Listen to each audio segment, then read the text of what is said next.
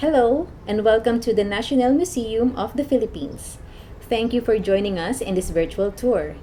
Today, October 4, we are celebrating World Animal Day by sharing with you some of the country's fascinating animals housed here at the National Museum of Natural History in Rizal Park, City of Manila. The country receives about 20 species of migratory ducks yearly, but one of them stays resident year-round, the Philippine duck.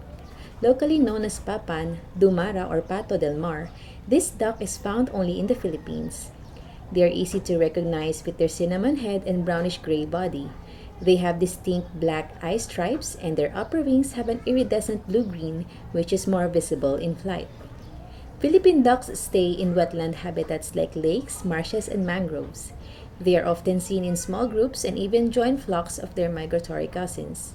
They feed on invertebrates like insects, shrimps, and snails.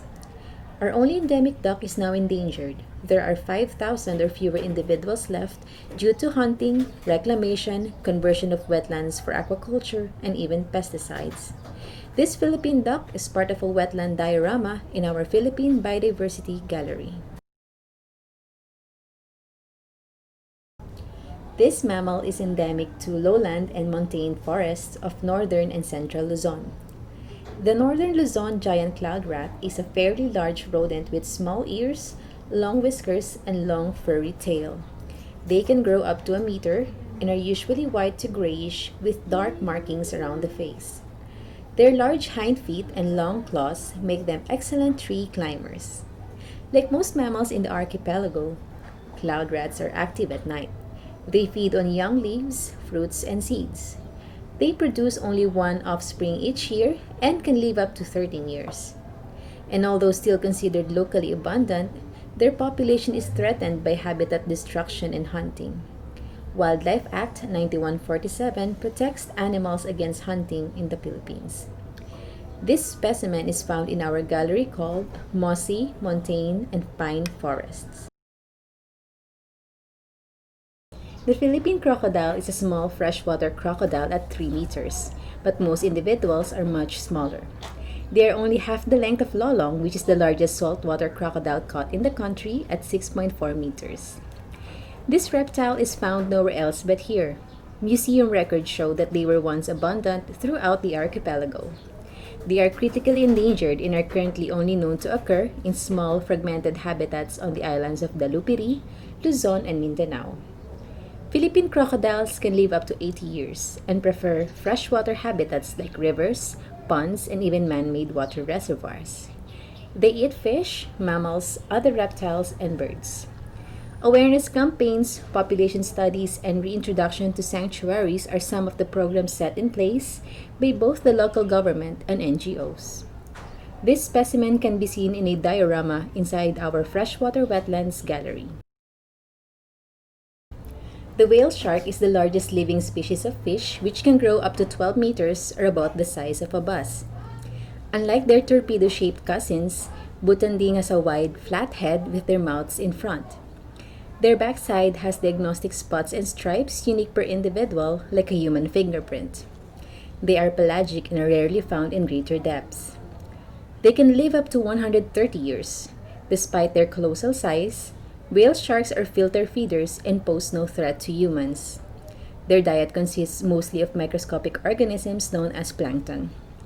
Recent discoveries of the whale shark's migration routes and possible birthing grounds are found in Ticao Pass in eastern Visayas. LGUs and NGOs has since then proposed to expand the marine protected areas in the region. This replica of a young whale shark can be seen in our gallery called the Marine Realm.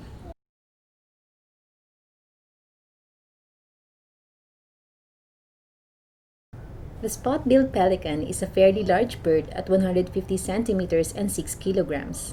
It is mainly grayish-white with bill twice as large as its head. It is well known for its characteristic lower beak with a huge spotted pouch used for catching fish. Its scientific name is Pelecanus philippensis, which bears the name of the country as it was described from a Philippine specimen back in the 1780s. It was once common in Candaba Swamp of Pampanga, Anao of Tarlac, Laguna de Bai, and marshes of Bulacan just around Manila Bay. Unfortunately, they were not seen in the country since the 1960s, possibly due to habitat loss and anthropogenic disturbance. They are now extinct in the country, but wild populations still thrive in Indonesia, Pakistan, and India. This taxidermied spot-billed pelican can be seen in our gallery called The Pioneering Naturalists in the Philippines. The sperm whale is the world's largest toothed whale. It is recognized by its large squarish head and a single S-shaped blowhole that is slightly set to the left. It has a rounded dorsal fin and black to brownish gray skin. They are observed in the country's major seas, with most reports coming from strandings. Earliest occurrence of sperm whales were found from hunting records as early as the 17th century. Now a threatened species, sperm whales are protected by local and international laws, and whaling is banned here since 1997. Our museum cetacean expert, Dr. John Marie Acebes, has been monitoring these whales yearly. This skeleton was from a stranded individual from Marinduque, reported by Porfirio de Guzman in 1994. It was recovered and preserved by Luciano Macienzo and later acquired by the National Museum.